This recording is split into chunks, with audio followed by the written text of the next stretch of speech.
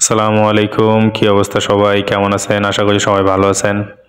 আসলে প্রবাস জীবন যে কত কষ্টের, কত দুঃখের সেটা হয়তো নিজের চোখে না দেখলে বিশ্বাস করাও যায় না, বোঝাও যায় না। ঠিক আছে?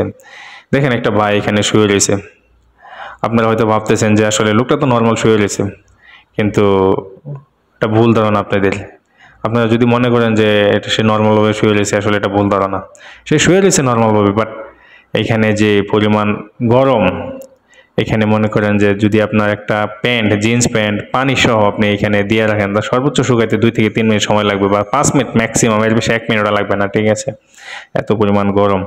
প্রায় অলমোস্ট আপনার 48-50 ডিগ্রি তাপমাত্রা। ঠিক আছে? তাও আপনার শুয়ে দেখতে ভালো লাগতো যদি আশেপাশে গাছ থাকতো, তারপর নিচে দূর্বা ঘাস থাকতো তাহলে একটা ভালো লাগতো। এই যে এখানে শুয়ে রয়েছে এটা একটা মাচা। ঠিক আছে? একটা মাচা, তারপরে ওনার আশেপাশে অনেকে বইসা রয়েছে। মাচার আশেপাশে অনেকে বসে রয়েছে শেল্টারের ভিতরে। আর নিচে এত পরিমাণ বালু যে বালু কথা বলা আসলে বলে শেষ করা যাবে না। এত পরিমাণ বালু যে আর তারপরে লাল বালু আপনার রোদে চিকচিক করে এত পরিমাণ গরম হয় এই বালুর উপর দিয়ে হাঁটা যায় না। এত পরিমাণ বালু। এটা হচ্ছে একটা আপনার মরুভূমির মাঝখানে বরাবর। তাই আসলে প্রবাস জীবন যে কত কষ্টের সেটা বলা আসলেই মুশকিল, বুঝছেন? দেখেন এই লোকটা হয়তো আপনারা মনে করতে পারেন একটা কত টাকা ইনকাম করে। লোকটা প্রায় অলমোস্ট বাংলাদেশের টাকায় 1.5 থেকে 2 লাখ টাকা ইনকাম করে। উনি ফ্রি ভিসায় কাজ করে।